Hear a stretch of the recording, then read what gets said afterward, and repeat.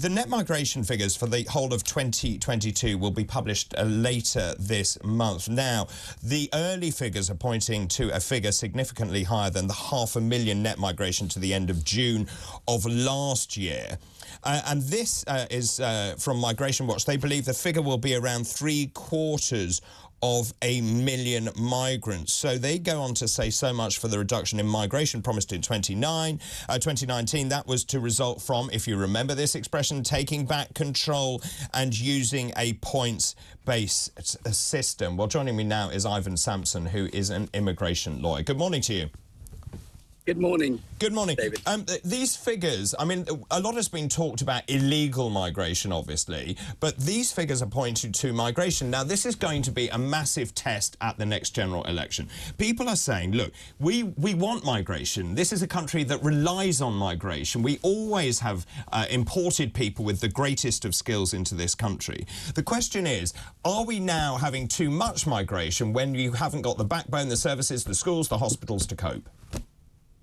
Well, I don't believe that's true. I don't think net migration to the levels that Migration Watch is saying is a bad thing.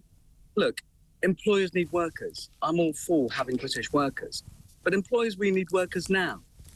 Also, these figures are a little bit misleading because 38 to 39% of those figures are students, and students invariably go home.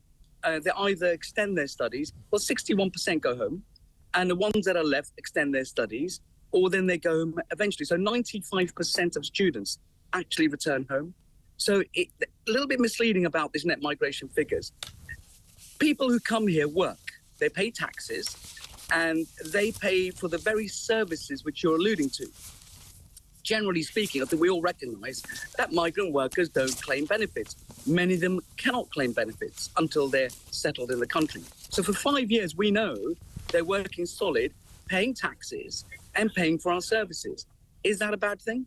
Well, look, I said right at the beginning that I believe we do need migration, and we always have needed migration. And actually, I was looking at the unemployment rate last night. It's 3.7%. Workers are desperately needed, as you rightly say. Of course, we need that. My worry is there seems to be no strategic plan from anyone. So we have a problem. We don't build enough houses. We haven't got enough doctors. We don't have enough hospitals. And what is interesting about this, of course, there's a huge amount talked about the illegal migration. But when you're looking at these sort of numbers, I welcome migrants who want to work, who are the right people. But I'm just wondering, have they got this right in terms of making sure we're getting the right people? You mentioned students as well. You say many of them do go back. Well, some go back, but also some of them bring in many of their family members as well. So again, that adds to the burden on all of our infrastructure. No, I hear that. And this is the thing, though, that the students are not entitled to benefits. That's the first thing. They have to work, pay taxes, and if they're paying national insurance, surely they should better then get national service treatment, surely. On top of that, they actually get double whammy because as well as paying their national insurance contribution, they have to pay a yearly immigration and health surcharge. So we're actually charging them twice for the services they receive. We should be grateful to them. Instead, we seem to be castigating them for squeezing resources out of our National Health Service and other resources. I mean, look, do they need social housing? They don't. Migrants don't go for social housing. They're not entitled to it. They're actually paying for the social housing of us Brits. So instead of actually having a positive slant on this, we seem to be attacking the very people that are bringing wealth into this nation.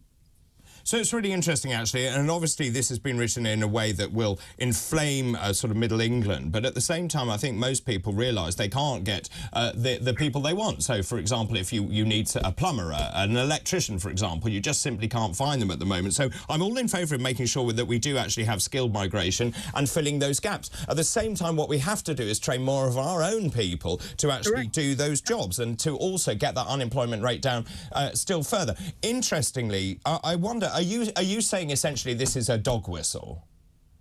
It is a dog whistle for their voters. That's exactly what it is. And look, I've got a client, the major provider of mechanical services for commercial vehicles. This chap, the biggest one in the UK, needs 30 mechanics. trained mechanics. They're paid £80,000 a year. That's the salary he's offering. Can't find people from this country to fill those positions.